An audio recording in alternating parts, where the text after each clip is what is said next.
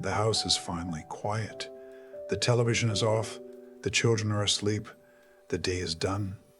Everyone else is resting. But your mind is not.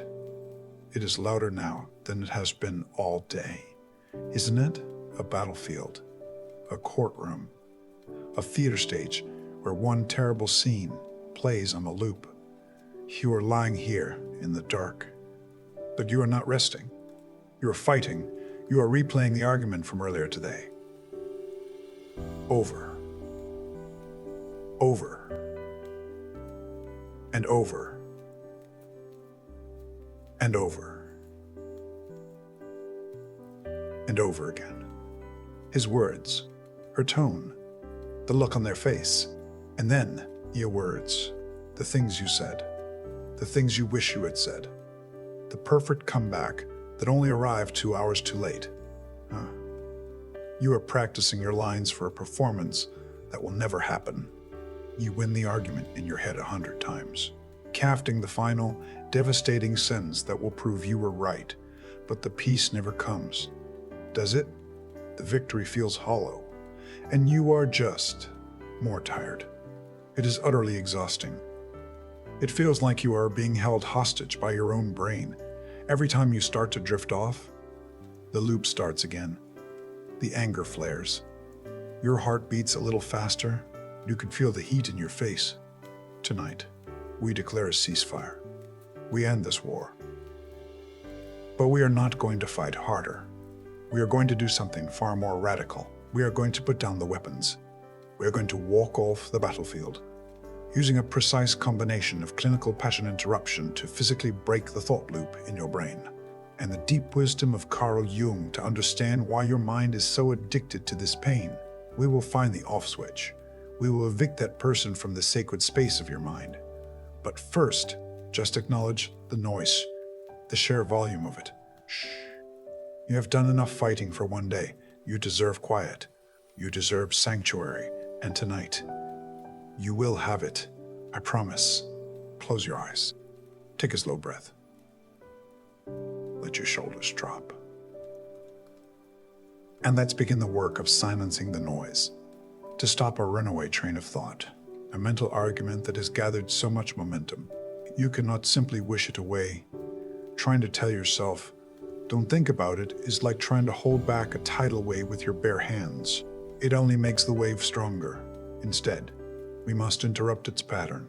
We must do something physically unexpected that forces your brain to shift its focus, to reboot its operating system.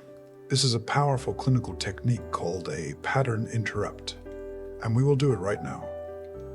Together, I am not going to ask you to relax just yet. I am going to ask you to focus first.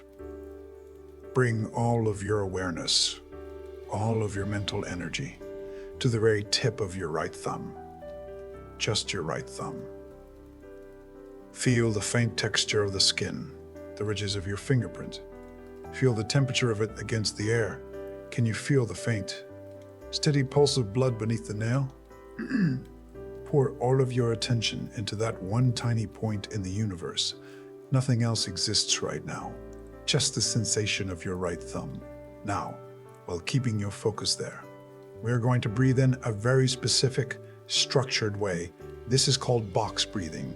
It is a technique used by Navy SEALs to stay calm under fire.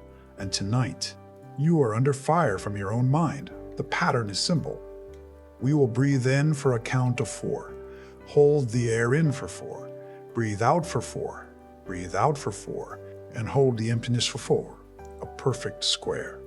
A perfect box. I will guide you. Ready. Breathe in through your nose. 2, through 3. 3, 4. Hold the air gently. 2, 2, 2. Hold the air gently. 2, 3, 4. Breathe out through your mouth.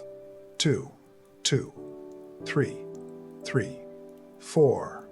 Hold the quiet emptiness. 2, 2, 3, 3, 4, 4. Let's do that again. Keep your focus on your thumb. Inhale. 2, 2, 3, 4. Hold. 2, 2, 3, 4, 4. Exhale. 2, 3, 4. Exhale. 2, 3, 4, 4. Hold.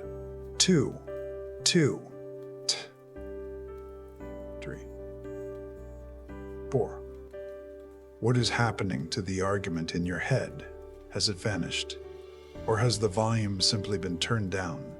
You see, your brain cannot possibly do three things at once. It cannot simultaneously run a complex emotional memory, concentrate on a structured breathing pattern, and focus intently on a specific physical sensation. It is a biological limitation. We have just hijacked the system. We have interrupted the signal. We have hung up the phone on that draining internal argument. Let's do it 2 more times to solidify the peace. This time, solidify the peace. This time, as you hold emptiness, feel the weight of your head sinking into the pillow. Inhale, a cool breath, a cool 3, 2, 3, 3, 4. Hold, hold, feel the stillness. 2, 2, 3, 4, 4. Feel the stillness. 2, 3, 3, 4. Exhale, a warm release to our 3, 3, 4, 4. Hold. Feel the weight. Feel the weight. 4. One last time. The final interruption. In. 4. One last time. The final interruption. In. 2, 3, 4. Hold. 2, 2, 3, 4. Out. Shh. 2, 4. Out. Shh. 2, 2, 3, 4. 4. Hold. 2, 3, 4. 4. Hold. 2, 3, 4. 4. Now just breathe normally. Notice the quiet. It might not be total silence yet, but the screaming has stopped. The loop has been broken. We have created a space, a pause, a clearing in the dense forests of your thoughts. In this newfound quiet, this precious space we have created, we can now begin to do the deeper work. We can begin to understand why that argument had such a powerful grip on you in the first place. We can start to unplug it from its power source, so it doesn't come back tomorrow night. But for now, just enjoy this moment of quiet. You earned it. You took back control, not by fighting. This is the first step to reclaiming your peace. The quiet is strange, isn't it? After the deafening noise of the internal argument, this sudden silence can feel unsettling, almost empty. In this quiet, the space we have carved out, we can finally ask the most important question of the night. Who is the true enemy tonight? Who is the true enemy tonight? Your first instinct is to say their name, the person you are arguing with, their words, their actions, their infuriating tone of voice. You believe they are the ones keeping you awake. But think about it. Are they here? Are they in this room with you right now? No, they are likely miles away, fast asleep, not giving you or the argument a second thought. The cruel irony is, you are the only one still fighting this battle. So let's redefine the enemy, the real enemy. The entity that is actually stealing your precious sleep, draining your life force, and poisoning your peace right now. Is not a person, is a process, is the argument itself. It is a ghost, a memory loop, a toxic program running in the background of your mind without your conscious permission. I want you to personify it, give it a shape. Imagine this looping argument is a thief that has broken into the sacred sanctuary of your mind. It is not here to steal your physical possessions. It is here to steal something far more valuable. It is stealing your rest. It is stealing your cellular repair. It is stealing your ability to wake up tomorrow feeling clear and refreshed. It is stealing the peace of your home every single time you engage with it. every time you replay the scene, every time you craft that perfect, winning comeback in your head, you are not winning. You are feeding the thief. You're giving this mental virus more of your energy, more of your focus, more of your power. Why does it feel so compelling? Why is it so hard to stop? Because it offers your ego a delicious but poisonous illusion of control. The illusion that if you can just figure out the perfect sequence of words, you can retroactively win the argument. You can restore your sense of justice. You can make them understand. But you can't. The moment has passed. The battle is over. You are just fighting a ghost in an empty stadium. The only way to win is to stop playing the game. The only way to defeat the ghost is to turn off the projector. Tonight, our goal is not to defeat them. Our goal is not to defeat them. Our goal is not even to forgive them. Not yet. Our goal is to evict the thief. Our goal is to delete the program. Our goal is to take back sovereign control of your mind. Because this space, this precious silent space behind your eyes belongs to you. It is your home. It is your temple. And you, and only you, get to decide who and what is allowed inside. You are the gatekeeper. And tonight, we're going to lock the gates. We're going to put up a do not disturb sign on the door of your soul. We're going to reclaim your inner silence. Not by fighting, but by choosing. Choosing peace over being right. Choosing rest over revenge. Choosing yourself over the ghost of yesterday. This is the beginning of taking your power back. So, if we know this looping argument is a thief, if we know it is a virus draining our energy, why do we keep letting it in? Why is it so incredibly hard to stop? The answer is both simple and profound, and it leads us directly to another one of Carl Jung's great insights, the seductive power of the persona. The mask we wear. In our last session, we talked about the mask of the perfect mother. But there is another mask that is just as heavy and far more addictive, especially after a conflict. It is the mask of the righteous one, the victim, the one who was wronged. Think about it. When you are lying here replaying that argument, you are not just remembering, you are performing. You have built a small, private theater stage in your mind. The lights are dimmed. The spotlight is on. And you are the star of the show. In this mental drama, you are the hero. And they are cast as the villain. You recite your lines. The things you should have said with perfect clarity and devastating wit. You deliver the final monologue that proves, without a shadow of a doubt, that you were right, you were justified, you were the good one.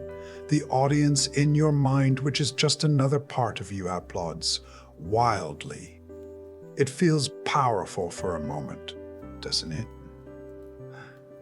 It feels like justice. It feels like control.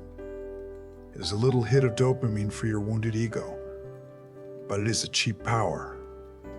It is a sugar high for the soul. It provides a momentary rush of self-righteousness.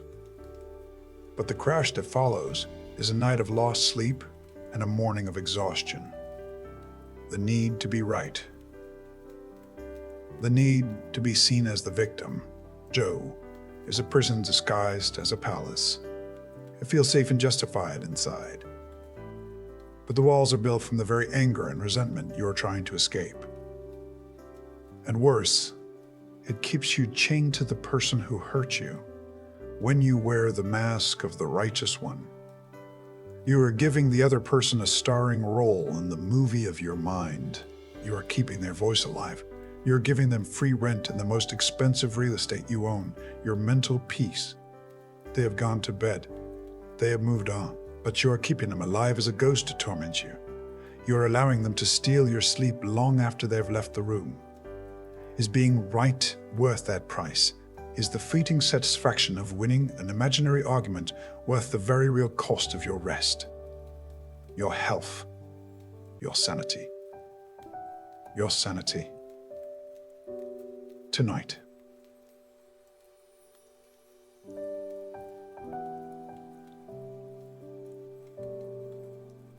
Simon, supply that character. We are going to take off the costume. We are going to step off the stage and walk out of the theater. True power is not the ability to win an argument. True power is the ability to decide that the argument is not worth your energy. True power is the ability to walk away from the drama, to choose your own inner peace over the temporary, hollow satisfaction of being right. So, let's take off that mask now. The heavy, ornate mask of the righteous one. Imagine it in your mind's eye. See the tragic, noble expression carved into it. Feel its weight on your face.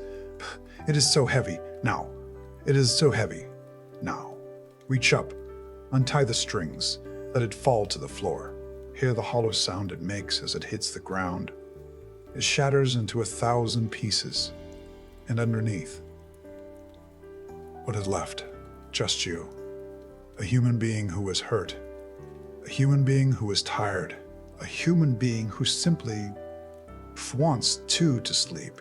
And that is a far more real and far more noble goal. Let's pursue that goal now. The stage is empty. The mask is broken. And in the space where the drama used to be, there is a quiet invitation. An invitation to finally, truly, descend into peace. Imagine, in your mind's eye,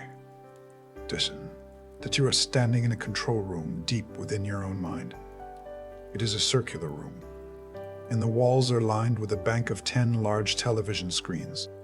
Each screen is glowing, buzzing with a harsh, electric light, and each one is playing the argument from today on a chaotic, maddening loop.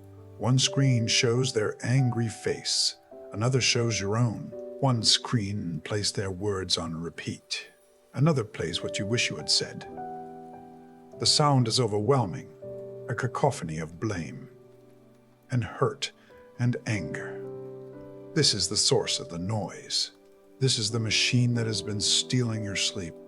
But in the center of the room, there is a single, comfortable chair and a control panel with 10 power buttons. Tonight, we are going to shut the machine down. We are going to turn the screens off, one by one. I will count down from 10 to 1. With each number, you will reach out your hand in your mind and press the power button on one of the screens. 10. You reach out and press the first button. The screen fizzles and goes black, the sound of their voice attacking you fades slightly. A little bit of quiet enters the room. 9. You press the second button. The screen showing your own angry face goes dark. You release the need to defend yourself. 8. Another screen turns off. This one was playing the memory of how your heart sank. You let go of the hurt. You let it drain away. 7. Deeper now. You pressed the fourth button. This screen was showing your desperate need to be understood. You release that need, just for tonight. It feels lighter. 6. The room is getting darker, quieter, more peaceful. The electricom is subsiding. You press another button and release the need to be right. It doesn't matter anymore. 5. Halfway there. You press the sixth button. You can barely hear them now. The ghost of their voice is a faint whisper. You are taking your power back. 4.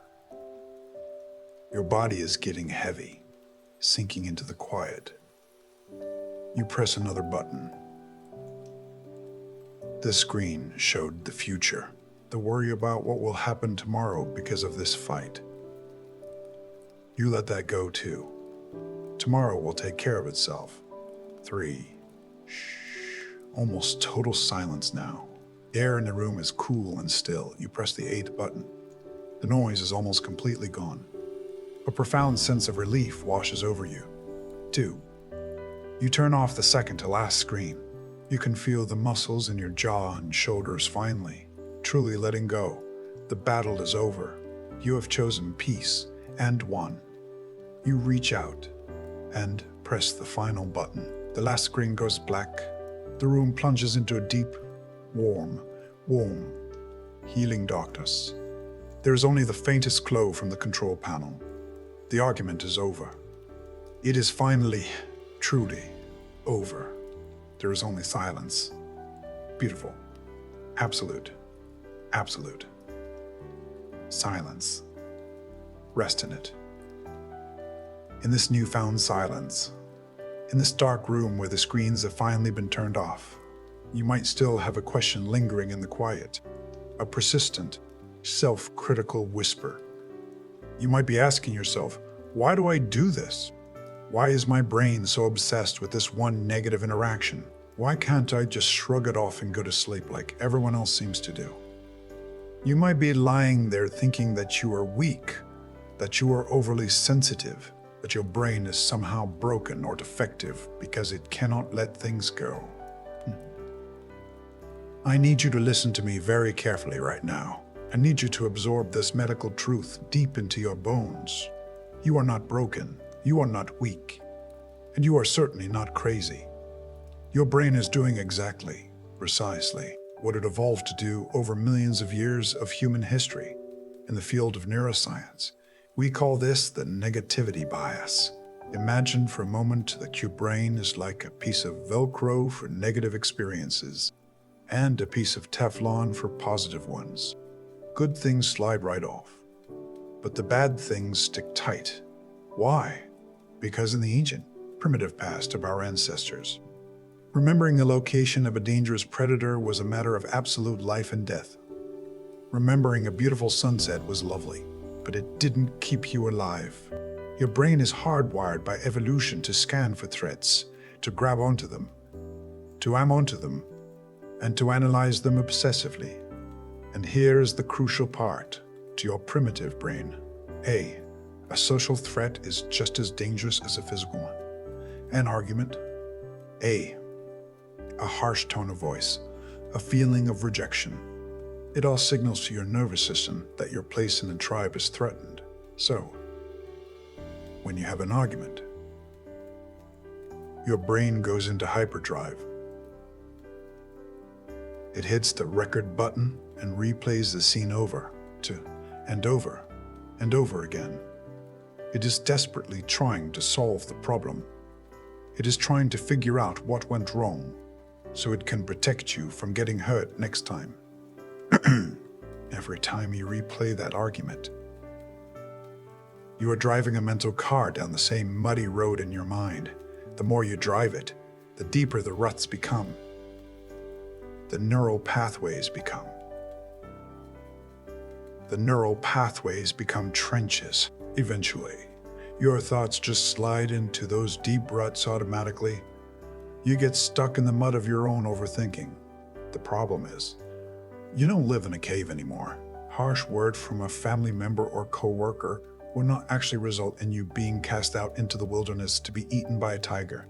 Your physical survival is not on the line tonight, but your nervous system doesn't know that. It is just a loyal, ancient god dog barking at the wind. It is trying to protect you with outdated tools. So, instead of being angry at yourself for ruminating, instead of fighting your own mind, try something different tonight. Offer it compassion. Say to that primitive part of your brain, I see you. Thank you for trying so hard to keep me safe. You did your job. But the threat is gone now. The door is locked. I'm safe in my bed. We do not need to patrol the perimeter anymore. It is just a habit, a deep, ancient chemical habit. And habits can be broken.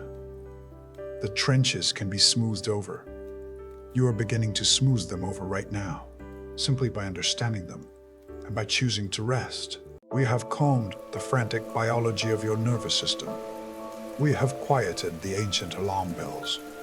But now, if we truly want to stop the arguments from coming back tomorrow, if we want to pull this weed out by the root, we must look deeper. We must look at the psychology. We must ask the hard, uncomfortable question. Why does this specific person trigger you so much? Why does their voice get under your skin in a way that no one else's does? Why does a small comment from them feel like a slap in the face? Carl Jung, the great, wise explorer of the unconscious, had a challenging but ultimately liberating answer for this. He called it projection. I want you to imagine for a moment that your mind is a powerful, high-definition movie projector, and the person you are arguing with, the person who made you so angry today, is just a blank white screen. The movie you are seeing on that screen, the drama, the conflict, the intense emotion, the story of victim and villain is real, but the source of the movie, the film reel itself, is often spinning inside your own head. The light is coming from your eyes. I know this can be difficult to hear when you are hurting. Your anger feels so justified, it feels solid. And let me be clear, their behavior may indeed be wrong. They may be rude, they may be insensitive, they may be selfish. I'm not denying that. But your reaction to it, the intensity of the fire that burns in your chest at 2 a.m., the way it sticks to you like tar, that belongs to you, and that is where your power lies. Jung taught us that when we have a disproportionately strong emotional reaction to someone, it is often because they are acting out a part of our own shadow. They are reflecting a part of ourselves that we have disowned, or a deep, starving need that we have neglected. Think about the argument today. Really look at it. Were you angry because they were being selfish? Because they sat on the couch while you worked? Because they put their needs first without apology? Perhaps. Just perhaps. Just perhaps. That anger is a signal from your shadow. Perhaps a part of you is desperate to be selfish for once.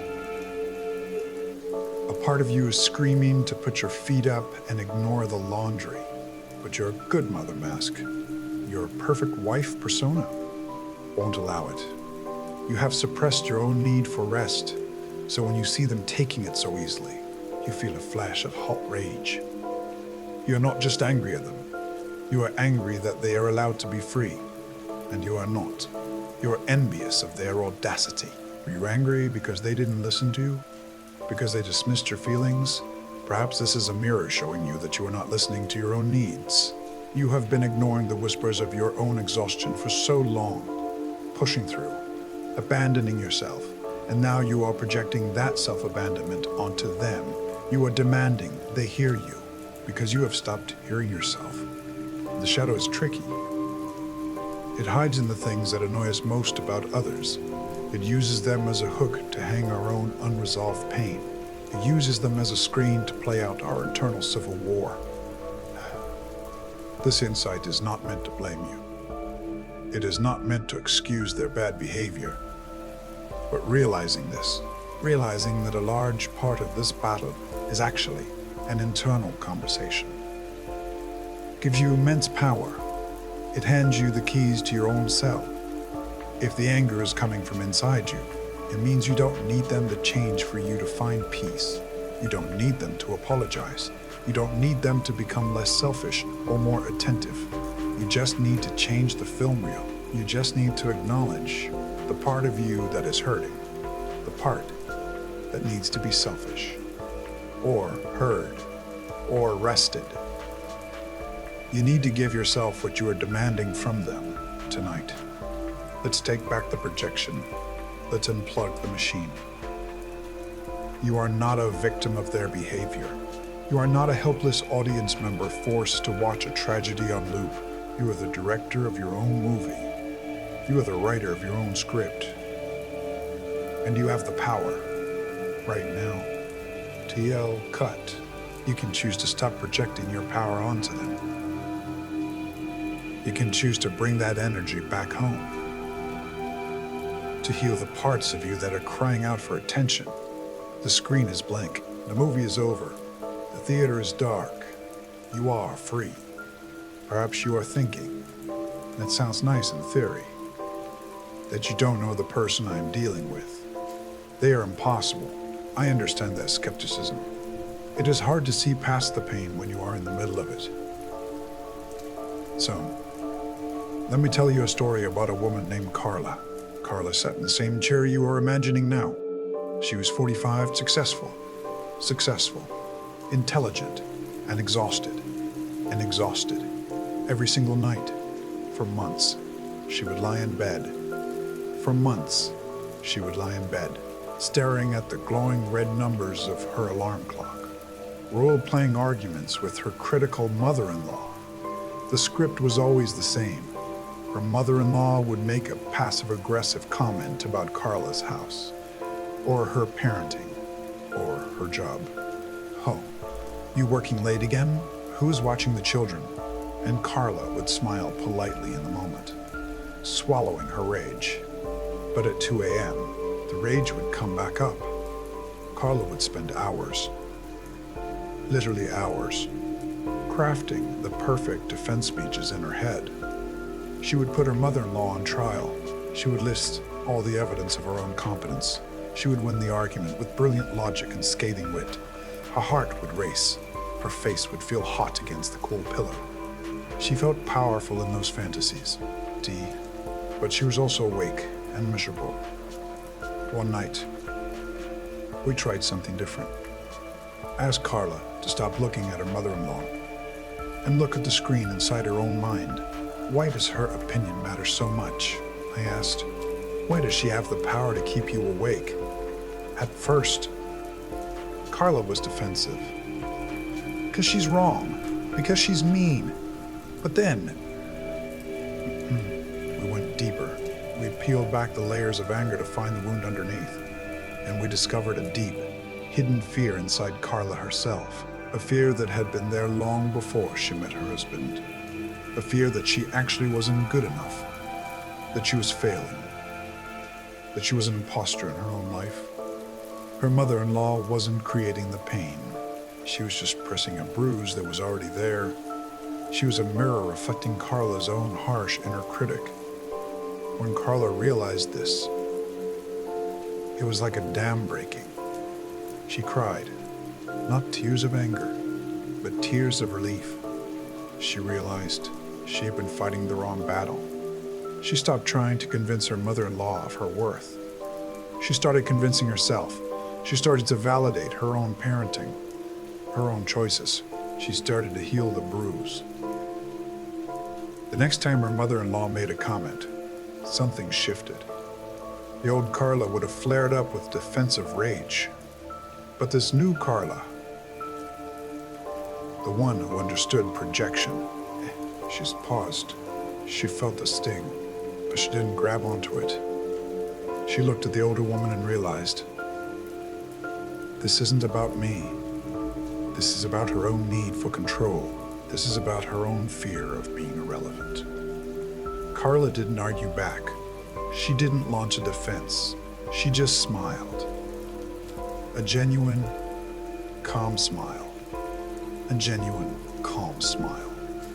And changed the subject. She declined the invitation to the drama. And that night, lying in bed, the theater in her mind was dark. There were no speeches to write, no trials to conduct. The silence was absolute. The cord had been cut. For the first time in years, Carla slept deeply, peacefully, knowing that her worth was not up for debate. You are not Carla, but her story is your story. The person triggering you right now is just a messenger. They are showing you where your own bruises are. Don't shoot the messenger. Read the message. Heal the bruise. And then let them go. You have better things to do. like sleep. Now, it is your turn. Carla found her peace by changing the script. You can find yours by cutting the connection. Close your eyes if they aren't already closed. Let your breathing settle into slow, steady rhythm. I want you to use the power of your visualization. In the dark theater of your mind, I want you to bring the person you have been arguing with onto the stage. See them standing there in front of you, not as a monster, not as a villain, but simply as a human being, a flawed, complicated, perhaps wounded human being.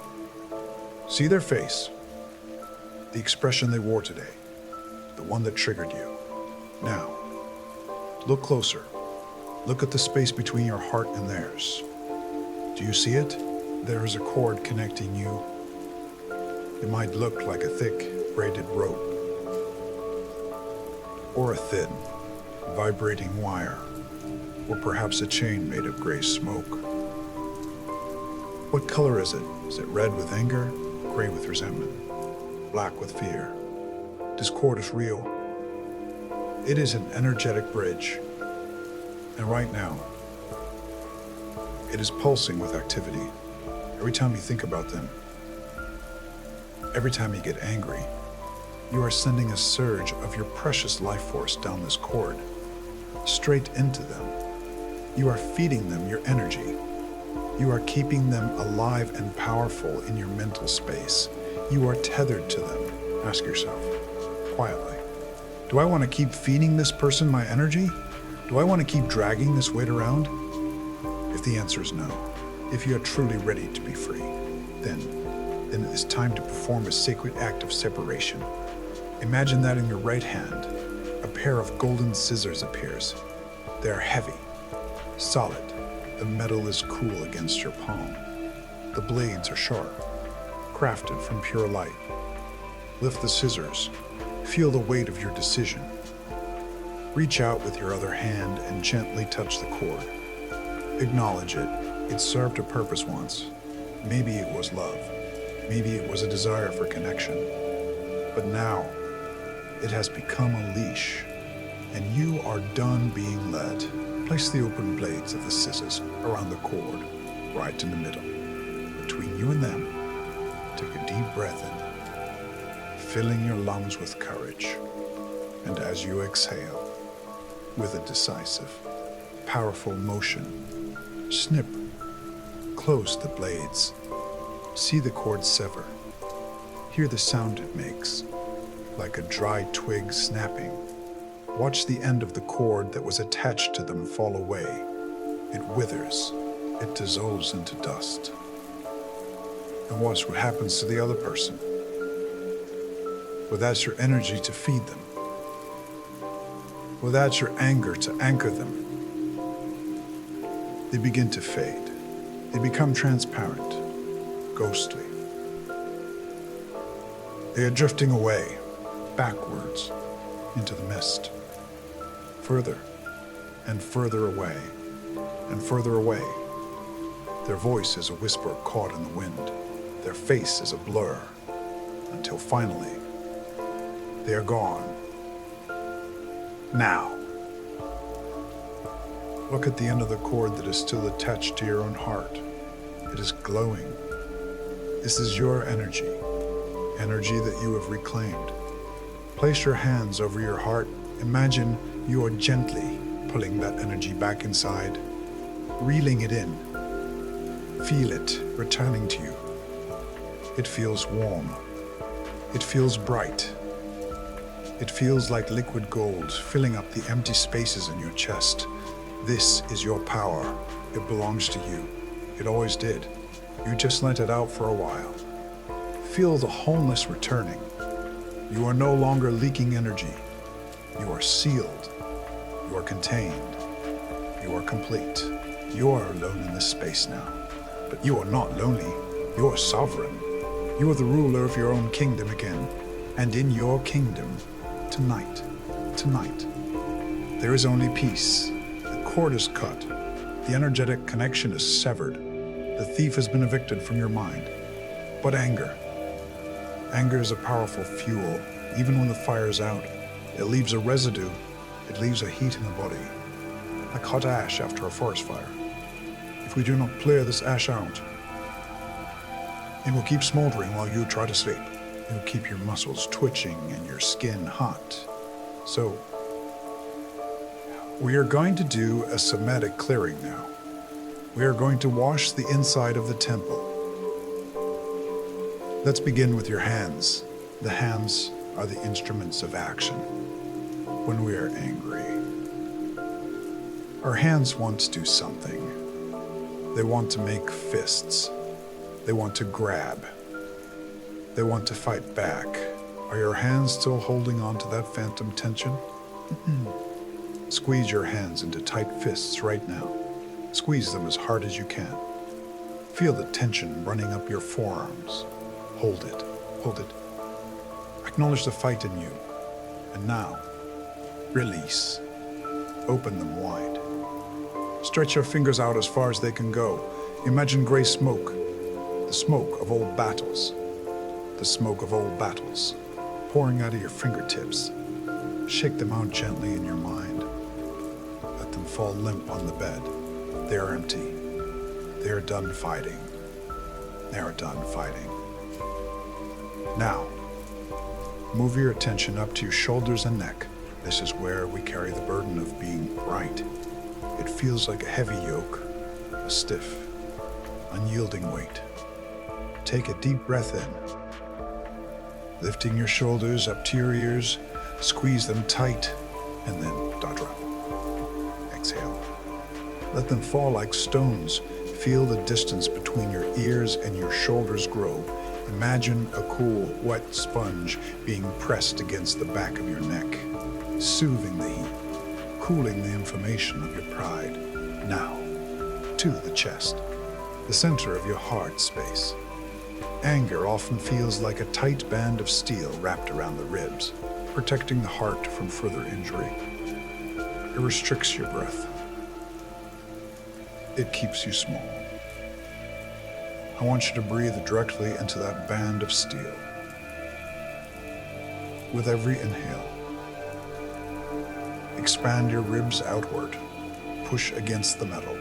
Push with the power of your lungs. The steel is brittle. It cannot hold you. One more big breath. Push, push, and imagine it snapping. Snap. Feel the band fall away. Feel your chest expand freely. Your heart is no longer under siege. It is free to beat softly, rhythmically, openly. Now, your throat, the gateway of expression. This is the place where you held back your scream, where you swallowed your truth to keep the peace. It might feel raw. It might feel tight. Swallow gently. Let the muscles of your throat relax. Visualize cool, clear blue water flowing down your throat. Like a mountain stream, it is washing away the taste of bitter words. It is putting out the fire. Cool, soothing, spluing, blue. And finally, your belly, the seat of your gut instinct. When we are angry, our belly becomes a knot, a hard shield. Place your hand on your belly if you like. Send a signal of safety to those deep internal muscles. It is safe to soften. Let your belly rise and fall. Let it be round. Let it be vulnerable. You don't need armor anymore. The enemy is gone. The gates are locked. You are safe in your own skin. You are clean. You are cool. You are empty of anger. You are ready to rest. The fire is out. The body is cool. The ash has been swept away. But I know that even now, there might be one last thought holding you back. One last stubborn hook snagged in your mind. It is a thought that whispers, but if I let go of this anger, I am letting them win. If I stop being mad, I am saying that what they did was okay. I am letting them off the hook. This thought is the trap. This is the prison of the righteous. And tonight, we are going to break out of it using the paradox of forgiveness. We have been taught wrongly That forgiveness is a gift we give to the other person. We think it is an act of submission, an act of weakness. We think it means reconciling, or forgetting, or allowing them to hurt us again. And because we are strong, because we have self-respect, we refuse to do it. We hold on to our anger as a shield, as a weapon, as a badge of honor. But listen to me closely. Holding on to anger is like grasping a hot coal with the intent of throwing it at someone else. You are the one who gets burned. Holding on to resentment is like drinking a vial of poison every single night and waiting for the other person to die. You are the only one swallowing the toxin. You are the only one feeling the burn in your gut. You are the only one losing sleep. The other person, they are fine. They are sleeping. They are living their life, completely unaffected by your internal burning. So let's reframe this. Let's flip the script completely. Forgiveness. True forgiveness.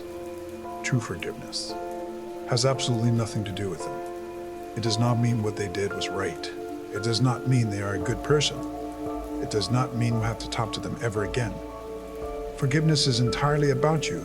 It is simply the strategic, intelligent decision to stop drinking the poison. It is the decision to stop letting a ghost live rent-free in the penthouse of your mind. It is the decision to evict them so you can have your home back. When you let go of the anger, you are not losing the battle. You are winning the war. You are winning back your peace of mind. You are winning back your emotional energy. You are winning back your emotional energy. You are winning back your ability to sleep. You are winning back your life. Is that not the ultimate victory? To be so strong, so sovereign in your own self, that their behavior can no longer touch you. So,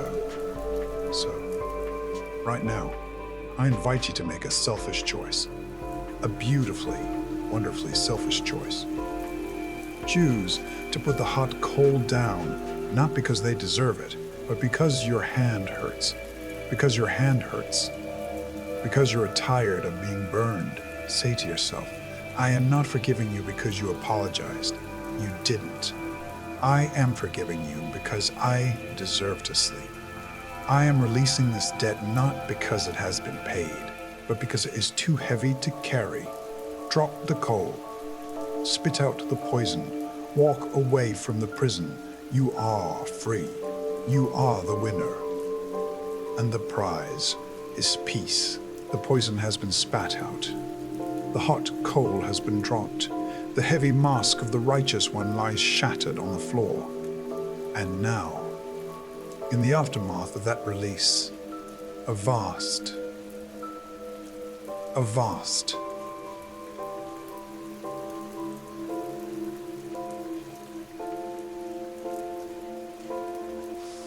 open space has been created inside you. It is a quiet, fertile ground. Usually, we rush to fill the space with new worries, new arguments, new defenses. But tonight, we are going to do something different. We're going to plant a garden of peace. We are going to install a new operating system for your mind, one that prioritizes your well-being over your ego. I am going to speak some truths to you now. I want you to let them wash over you. Don't analyze them. Don't argue with them. Just let them sink in. Like rain into dry earth. Let them take root in your subconscious. Listen closely. My peace is more important than my pride. Let that settle. Feel the weight of it. Your pride is a heavy armor, keeps you lonely.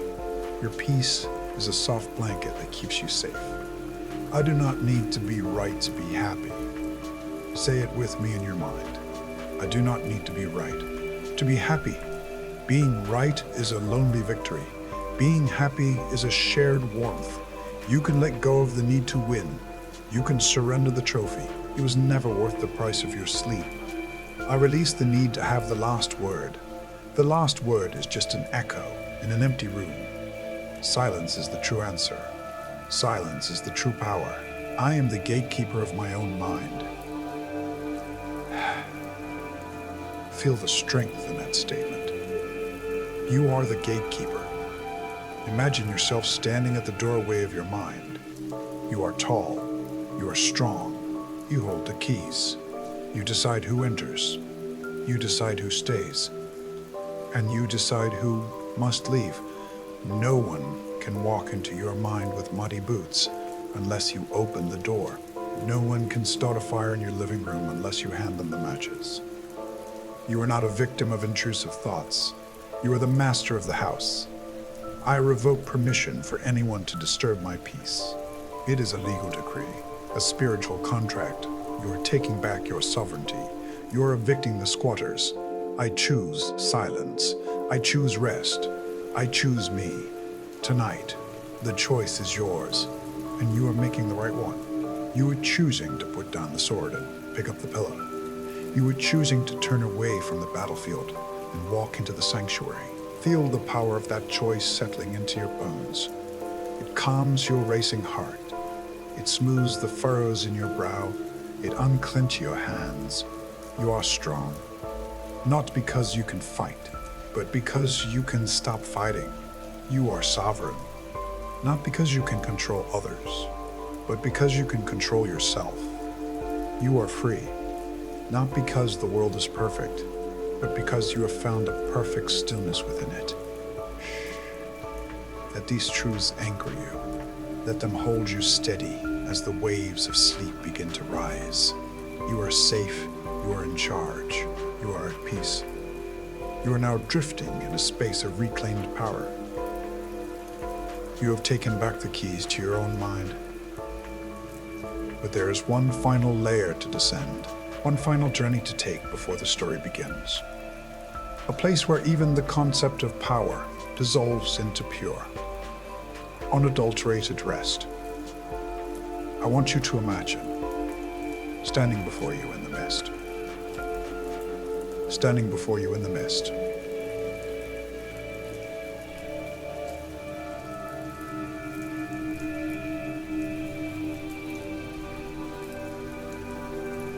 There is a door.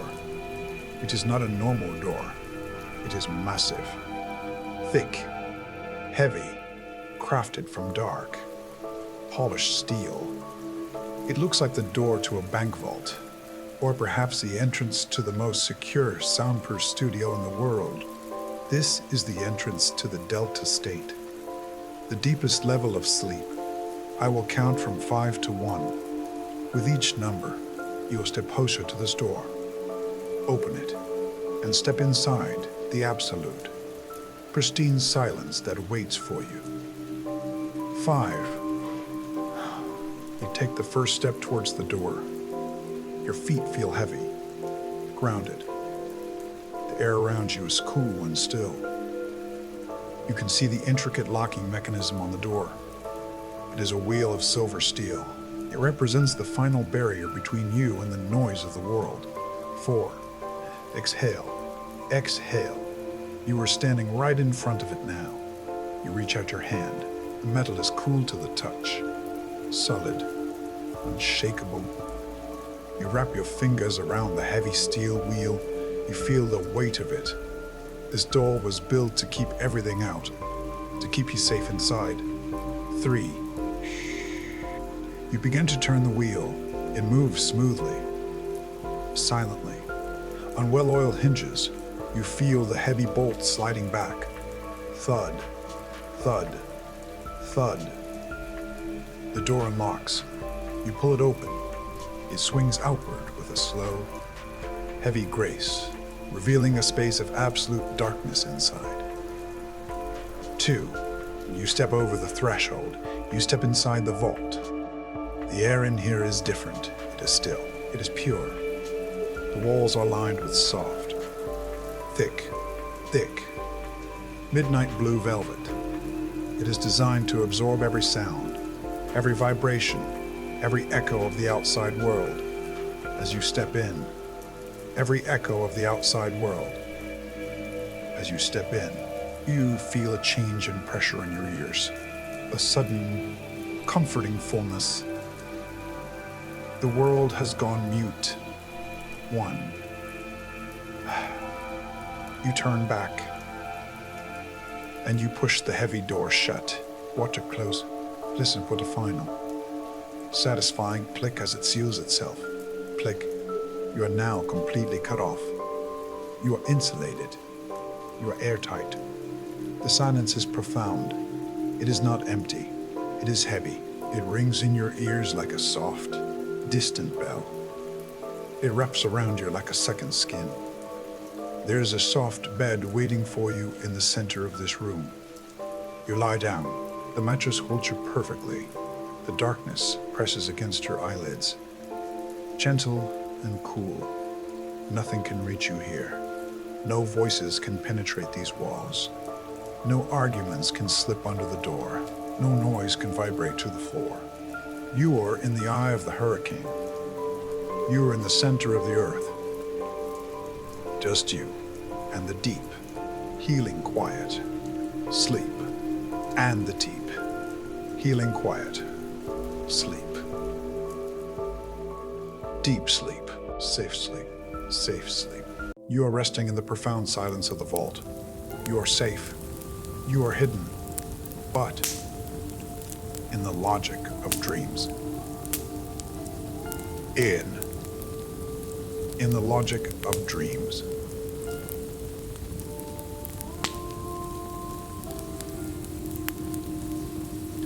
Look closely at the far wall of your velvet room. There is a shimmering, a distortion in the air, like heat rising from pavement, or a veil being lifted by an invisible hand. A door appears. It is not made of steel this time. It is made of pure, transparent glass, and through it, you can see the cosmos. You stand up, feeling light, feeling white, feeling whiteless, and you push the glass door open. You step out onto a balcony suspended high, impossibly high, above the clouds. You are standing on the edge of the world. The sky above you is a vast dome of deep, rich indigo, scattered with diamonds. The stars are so close, you feel you could reach out and brush them with your fingertips. The air here is thin, crisp, pure. It smells of ozone and starlight. It fills your lungs with a cold, clean energy that wakes up your spirit while calming your mind. Stretching out from the balcony, spanning across the sea of clouds, is a magnificent bridge. It is a suspension bridge. It is a suspension bridge. But it is not made of steel or stone. It is constructed entirely of woven light. It glows with a soft, pulsating luminescence, casting a pale blue path into the darkness. This is the bridge of connection, the place where souls meet in the dreamtime. You step onto the bridge. It feels solid beneath your feet, humming slightly with energy. You are not afraid. You know you cannot fall. You begin to walk, step by step, into the void, into the light. As you walk, your eyes adjust to the strange. You feel a light, and you begin to notice something extraordinary. Extending from the center of your chest, from your heart space, are hundreds of fine, glowing threads. They fan out in all directions, disappearing into the mist. These are the energetic cords that connect you to everyone you have ever known, everyone you have ever loved, everyone you have ever fought with. Some of the cords are beautiful. They are spun from bright, shining gold. These are the cords of love, of deep friendship, of family. They pulse with a warm, steady rhythm, feeding you, nurturing you. Some are thin, gossamer silver threads like spider webs. These connect you to acquaintances, to people you met once and forgot, to the cashier at the store. They are light, they are harmless, but as you look closer, you see others, darker cords. Some are heavy, like rusted iron chains. They drag on the floor of the bridge, creating sparks. Some are thick, red ropes, tight and vibrating with tension. Some are covered in thorns, sharp and jagged. These are the cords of conflict, the cords of anger, the cords of unresolved pain. You can feel their weight pulling at your heart. You can feel how they drain your light. You can feel the tug of the people on the other end, demanding your attention, demanding your engine, demanding your energy. Even in your sleep, tonight, on this bridge between worlds, we are going to attend to these cords. We are not going to carry them any further. You continue walking, dragging the heavy chains behind you, until you reach the very center of the bridge, the highest point. Here, the bridge widens into a circular platform.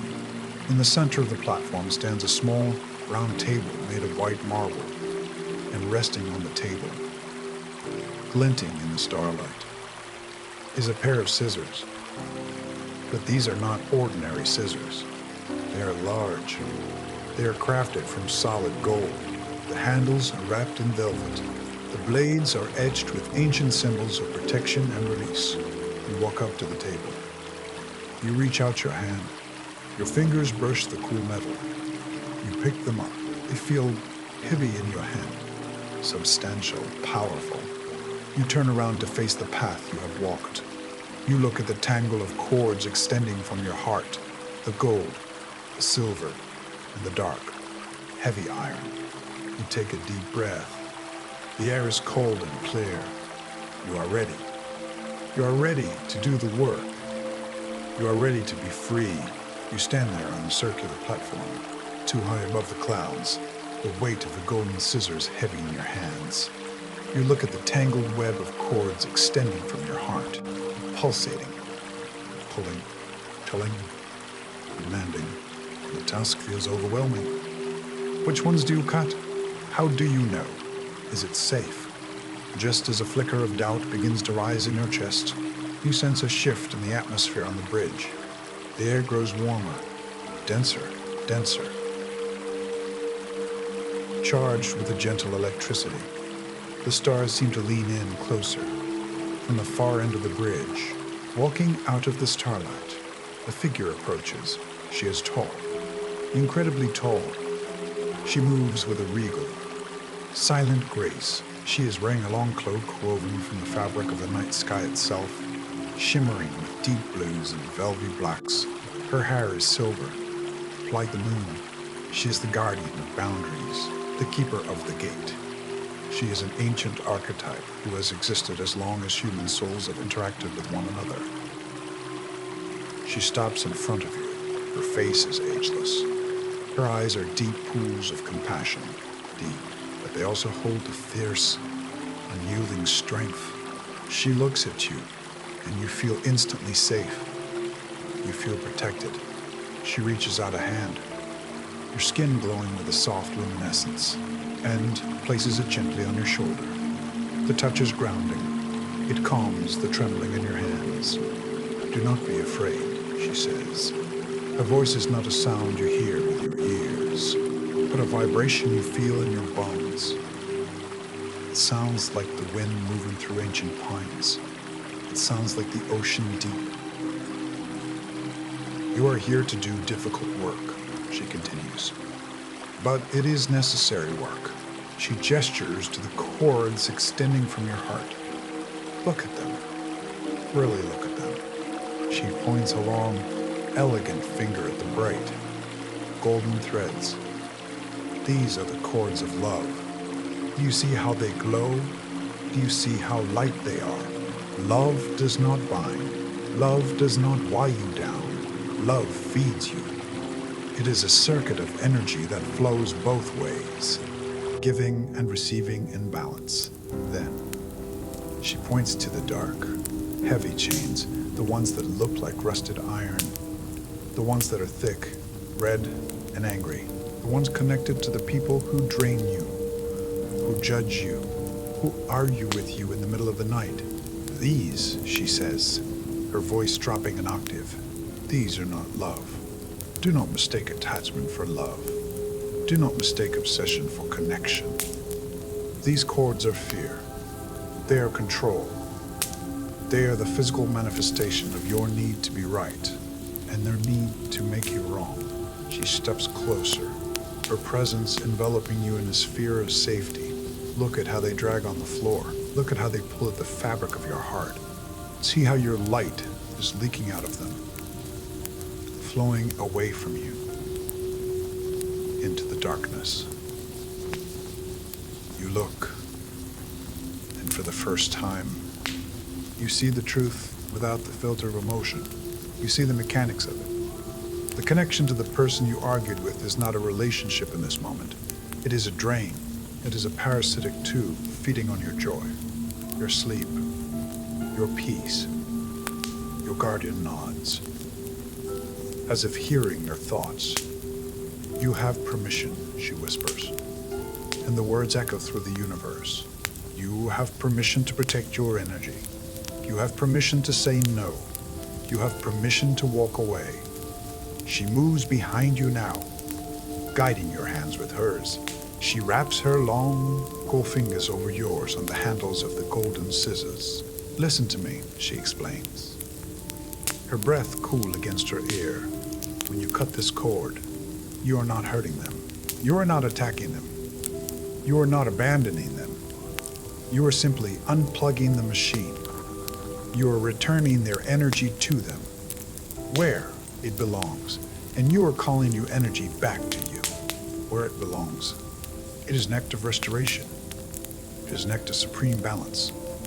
You are setting them free to live their own life, and you are setting yourself free to sleep. You feel a surge of courage rising up from the soles of your feet. The doubt evaporates. The guilt dissolves. The scissors feel lighter now. Balanced. Ready. You look at the dark, thick cord that represents the argument, the one that has been keeping you awake. You do not feel anger anymore. You do not feel hate. You just feel done. Done. The guardian steps back. She nods once. It is time, she says. Reclaim your kingdom. You lifted the scissors. The blades catch the starlight. You are ready. The moment has come. The guardian stands silently beside you. Pillar of strength. The stars above are watching. The universe is holding its breath. You turn your full attention to the cord. The one specific cord that has been the source of so much pain. So much noise. So much noise. So many sleepless nights. See it clearly now. It stretches out from your heart across the expanse of the bridge, disappearing into the mist where the other person waits. It looks heavy. It pulses with a dull red light. It hums with the low frequency of anger and misunderstanding. You raise the golden scissors. The metal is cool and solid in your grip. It feels like an extension of your own will. You place the open blades around the cord, right in the center. Take a deep breath in. Fill your lungs with the cold, clean air of the cosmos. Gather your courage, gather your intent. And as you exhale with a decisive, powerful motion, squeeze the handles, snap, powerful motion. Squeeze the handles, snap, snap. The sound rings out across the bridge. It is the sound of a chain breaking. It is the sound of a prison door opening. Watch what happens. The cord is severed. Instantly, the tension snaps. The end of the cord that was attached to the other person recoils, whipping back into the mist, away from you. And the figure at the other end, the person who has occupied so much of your mental space. Day begins to drift away. Without your energy to anchor them, without your anger to feed them, they become weightless. They become transparent. They are drifting backwards, further and further into the fog. Their voice, once so loud in your head, becomes a faint echo, then a whisper, then silence. You watch them go. You do not feel hatred. You do not feel the need to chase them or have the last word. You simply feel release, a vast, expanding lightness in your chest. Now, look down at your own chest. Look at the end of the cord that is still attached to your heart. It is no longer dark. It is no longer bleeding energy. As you watch, the cut begins to glow. It turns a brilliant, shimmering gold. It dissolves into pure light, into golden dust, and then to golden dust, and then gently, beautifully, that dust is absorbed back into your body. Feel it. Feel your own energy returning to you. It flows back into your heart, warm and healing. It fills the empty spaces where the anger used to be. You are reclaiming yourself. You are becoming whole again. The work on the bridge is done. You turn away from the mist. You turn back towards the door you came from. The guardian smiles at you, a smile of immense pride, and fades into starlight. You walk back across the bridge of light. Your steps are light. Your steps are light, buoyant. You feel taller. You feel free. You reach the glass door. You open it and step back into the vault. But the vault has changed. It is no longer just a soundproof room. It has transformed into your sanctuary. It is a warm, comfortable room. There is a fireplace with a crackling fire. There are soft rugs on the floor. The walls are made of amber and gold. It smells of lavender and safety. In the center of the room is a large plush bed, covered in soft, white linens. It looks like the most inviting place in the world. You walk to the bed. You are tired now. A good tired. The kind of tired that comes after a long journey or a hard day's work. Well done. You sit on the edge of the bed. You lie down. The mattress holds you. The pillows cradle your head. You pull the heavy, warm duvet up to your chin. You are safe here. The doors are locked. The bridge is closed. The cords are cut. No one can reach you. No one can drain you. You are alone in your own beautiful mind. And for the first time in a long time, it is quiet. The only sound is the crackle of the fire and the steady rhythm of your own heart, beating for you, and only for you. Rest now. You are safe. You are free. You are lying in the soft, welcoming bed of your sanctuary. The heavy duvet is pulled up around you, hucking you in like a child. The firelight flickers gently on the walls, painting the room in slow-moving shades of amber and gold. The silence here is profound. It is not the tense silence of holding your breath. It is the deep, resonant silence of a battle that has finally, definitively ended. You have cut the cord. You have taken back your power from the ghost to the argument. The energy you are unknowingly leaking to the other person has returned to its rightful owner. It has returned to you. Now, we must ensure that this newfound peace is permanent. We must ensure that the thief of overthinking cannot return in the middle of the night to steal your rest again. We must build your boundaries. We must weave a shield of absolute integration. Bring your gentle awareness to the very center of your chest, right where your physical heart beats. This is where the golden energy you reclaimed has settled. It is resting there, like a glowing, liquid ember of pure light. This ember is your vital life force. It is the energy of your attention. It is the currency of your soul. You spend it every day on your family, your work, your worries. But right now, you have gathered it all back. You are fully funded. Imagine you have your next slow, deliberate inhale, that you breathe life into that golden ember. Inhale, and watch the light flare up softly. Exhale, and watch it begin to spread. At every breath you take, this golden light expands. It flows out from your heart, moving like warm, heavy water. It travels up into your neck, soothing the tired muscles, easing the tightness in your throat where you swallowed your words today. It flows down into your shoulders, melting away the last microscopic traces of defensive tension. It travels down your arms, past your elbows, fitting your hands and fingertips with a soft, humming warmth. It travels down your torso, wrapping around your spine, flowing into your hips, your thighs, your thighs, your calves, your calves, your calves, all the way down to the soles of your feet.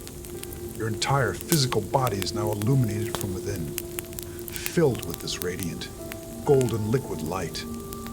You are whole. But the light does not stop there. As you continue to breathe, the light begins to gently push past the physical boundaries of your skin. It expands outward, an inch, then a foot, then 3 feet in every direction above you. Below you, and all around you, it is forming a sphere, a perfect, luminous, unbreakable bubble of golden light completely surrounding you, enveloping the bed, fitting the quiet room. This is your energetic shield. This is the physical manifestation of your boundaries. Look at it in your mind's eye. See how it shimmers like the surface of a sunlit lake. See how strong and steady it is. This shield is intelligent. It is a filter created by your own highest wisdom. It is completely permeable to love. It allows warmth, peace, joy, and healing to flow in freely. It allows your own love to flow out to the people who truly deserve it, but it is absolutely, fundamentally impenetrable to anything that disrupts your peace. It is a fortress against anger. It is a wall against unfair judgment. It is a barrier against the loud opinions and demanding voices of others. Imagine, for a moment, that a stray thought from the argument tries to enter your mind right now. A ghostly echo of their accusing voice. Watch what happens. The thought approaches the golden edge of your shield, and it simply bounces off. It hits the light, dissolves into harmless gray sparks, and fades away into nothingness. It cannot penetrate the light. It cannot reach you. Shh. You are safe. It cannot reach you. Shh. You are safe inside. Untouchable. The mask of the righteous one that you wore earlier today. The heavy persona you used to fight the mental war. Its shattered pieces have been melted down. That energy has been transmuted. It is no longer being used to fight an unwinnable, exhausting war. That fierce energy is now woven into this golden shield. It has become your quiet confidence, your unshakable sovereignty. You do not need to fight to be safe anymore. You do not need to argue to protect yourself. You just need to hold your space. You just need to let the shield do the work. Feel the absolute, uncompromising security of this boundary. No one can pawn your energy here. No one can demand your attention. No one can demand your pension. No one can make you feel small, or guilty, or wrong. You are the sole ruler of this inner kingdom. You are the architect of this peace. My energy belongs to me. Whisper that truth into the golden light. My energy belongs to me. I decide who enters this space. I choose my peace over their conflict. I am safe. I am safe. I am sovereign. I am whole. Let the feeling of complete wholeness settle deep into your bones. The fractured, scattered pieces of your attention have all been gathered back home. You are not fragmented anymore. You are gathered. You are centered. You are one single, radiant being. The room is warm. The shield is strong. The mind is beautifully quiet. Rest in the center of your own light. Rest in the deep knowledge that the work is completely done. You are perfectly protected and completely free to let go. The golden shield is strong. It is pulsing with your own quiet, reclaim power. You are completely safe inside this luminous bubble. And now, because you are safe, because the guard has been relieved of duty, the hard edges of the world can finally begin to soften. The rigid lines of reality are melting. The walls of the cabin, the solid wooden logs,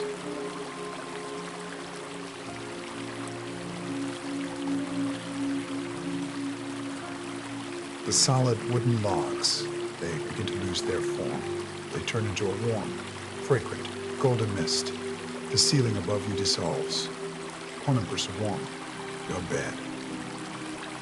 Held securely within its protective sphere of light, begins to lift. Gently, almost imperceptibly at first. It hovers just an inch above the floor, and then, with a slow, fluid grace, it begins to float upward. You're drifting up, rising out of the mist, carrying your sanctuary with you. You're floating up into the vast, quiet, velvet ocean of the night. The air outside your shield is cool, vast and for such a golden sphere. You are perfectly warm. You are weightless. You are perfectly suspended in the void. You are leaving the territory of names and faces. You are leaving the heavy land where arguments happen and words have sharp edges. You are entering the borderlands, the space where logic goes to sleep and the unconscious begins to dream. The images that come to you now do not need to make sense. You do not need to decipher them. They are just colors. They are just textures. They're just feelings. You float past a flock of birds made entirely of silver light. They fly in extreme slow motion, their wings leaving faint, blowing trails of stardust in the indigo air. They make no sound as they pass. You drift over a river that flows backwards, upwards into the sky. The water is the color of deep amethyst, thick and slow like syrup. It curves and winds through the constellations. A gentle, aimless breeze pushes your sphere of light. It turns you slowly, over and over in the dark. There is no up. Over and over in the dark. There is no down. There is only the slow, hypnotic turning. Your thoughts are becoming hazy, losing their shape. They are like thin clouds passing over a bright moon, visible for a moment, and then gone. A thought about tomorrow appears, but before you can grasp it,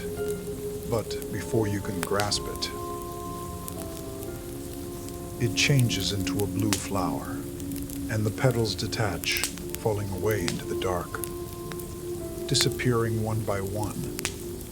The compulsion to understand, the exhausting need to figure things out. It is slipping from your tired grip. You do not need to hold on to it. Open your hands. Let it fall. Let it all fall into the deep. You are a dry leaf resting on the surface of a perfectly still pond. You are a soft feather caught in a warm, rising thermal. You are a single, lingering note in a quiet, ancient lullaby. Everything is fluid here. Everything is permeable. Everything is blending together. The warm gold of your shield mixes with the cool blue of the night, creating a deep, soothing purple twilight behind your closed eyes. Shh. No more analyzing. No more defending. No more remembering the day. Just drifting. Drifting. Just floating. Just floating. Just being carried. The steady, rising and falling rhythm of your own breathing is the only clock that exists here. In, slow, deep, and easy. Out, soft, long, and incomplete.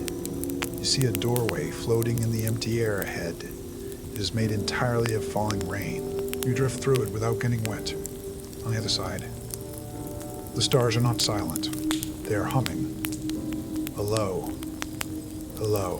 rich, resonant vibration that gently massages the last knots of tension from your tired mind. Waves of color wash over your vision. Deep royal purple, soft charcoal gray, midnight blue. They are heavy colors.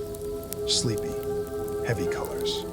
Sleepy, heavy colors. Sleepy. You are melting into them. Your physical edges are dissolving. You're becoming the night itself. drifting further and further away from the noisy shore of waking life, drifting out into the deep, calm waters of restorative sleep. There is nothing left to hold on to.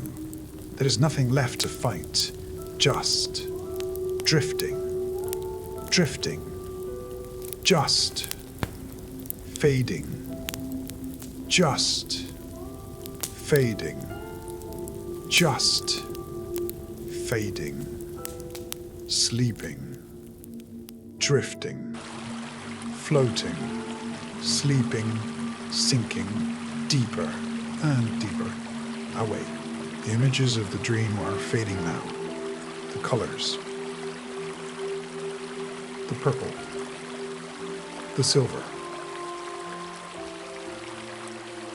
the blue, they are washing away, fading like a watercolor painting left out in the gentle rain. The shapes dissolve. The movement stops. You are entering the void. Do not be afraid of this word in the psychology of the deep mind. The void is not a place of emptiness or fear. It is a place of profound rest. It is the necessary absence of all things, the space between thoughts, the silence between notes. It is the womb of the universe where all healing begins. Imagine, feel that you are being wrapped in a thick, heavy blanket made of the night sky itself. But this time, the stars have slowly closed their eyes. The moon has pulled the clouds over its face. There is no light here, but you do not need light to sleep. You need darkness, a rich, velvety, nurturing darkness that asks absolutely nothing of you. Listen to the only sound that matters now, the sound of your own breath. In and out, in and out, in and out. It is a slow, steady, ancient rhythm. It is the rhythm of life sustaining itself without your conscious effort. You do not have to think about breathing. It breathes you. Your heartbeat is a low, distant drum. Thump, thump, thump, thump, thump, thump, thump, thump, beating calmly in the deep quiet. Every thought that tries to enter this space, every lingering echo of today's argument, every tiny spark of worry about tomorrow, simply dissolves as soon as it touches the edge of this darkness, like a snowflake falling onto a warm, dark ocean. It touches the surface and instantly melts away. It cannot exist here. The air is too still for it. The peace is too profound for it. There are no arguments here. There is no need to defend yourself. There is no one to convince. There is no right or wrong in the dark. There are no words here, no names, no labels. You are not the person who is angry today. You are not the roles you play. There's only presence. There is only existence. You are sinking deeper into the velvet silence. It is a silence that is full. It is a heavy, comfortable silence. It holds you up. It supports the weight of your tired mind. It surrounds you. It envelops you. It fills your ears with a soft, humming quietness. Shh. Deeper now. Past the threshold of dreaming, past the images, past the feelings, into the nothingness, the beautiful, warm, heavy nothingness, floating in the dark, suspended in the dark, cradled by the dark. Your physical body is asleep, heavy on the mattress. Your conscious mind is asleep. The projector is finally turned off. Your soul is resting. The cords are cut. Just breath, just breath, just breath, just beat, just be. Sleep is pulling you under now, a gentle, irresistible tide. It is touching your eyelids, sealing them shut. It is washing over your mind, smoothing out the last ripples. Heavy, warm, soft, still no more words, no more thoughts. Only this, drifting down, down, down, into the quiet, into the deep, where healing happens in secret. Safe, safe loved, held, sleep, deep sleep, restoring sleep, dreamless sleep, dreamless sleep. Nothing else matters. Nothing else exists. The argument is gone. The peace is here. Just sleep, sleep, sleep, sleep, sleep. The night is entirely yours now. The heavy work is finished. You have bravely faced the shadow. You have cut the toxic cords. And most importantly, you have chosen your own profound peace over the exhausting need to be right. And because of this choice, tomorrow will be different. When the morning light finally finds its way through your window, you will wake up feeling a distinct sense of space in your mind. The claustrophobic loop of that argument will be gone, evaporated like morning mist. It will feel like a distant irrelevant dream. It will no longer have any power over your mood or your day. You will step into tomorrow knowing that you are the absolute sovereign ruler of your own mind. You are the gatekeeper, and you alone decide who gets your energy. But that strength is for tomorrow, for tonight. Your only task is to surrender to the healing power of this deep sleep. If you ever find yourself struggling again, if the mental noise ever returns to steal your peace, know that you can always return to this space. If you wish to continue exploring the deep waters of your own soul, let Death's journey be your quiet companion in the dark. Tomorrow night, tomorrow, we will explore a different kind of quiet. We will talk about what happens when the anger finally fades, but leaves a strange, numb emptiness in its wake. We will learn how to wake up your spirit again. But for now, the sanctuary is secure. The golden shield is holding. The golden shield is holding steady. The world outside can wait. I will remain here at the gate. I will hold the silence for you. You are completely safe. You are completely safe. You are in control. You are at peace. Ishracht. Rest now. Shh. Rest now. Shh. Good night. Sleep. Deep. Deep. Deep. Deep. Sleep.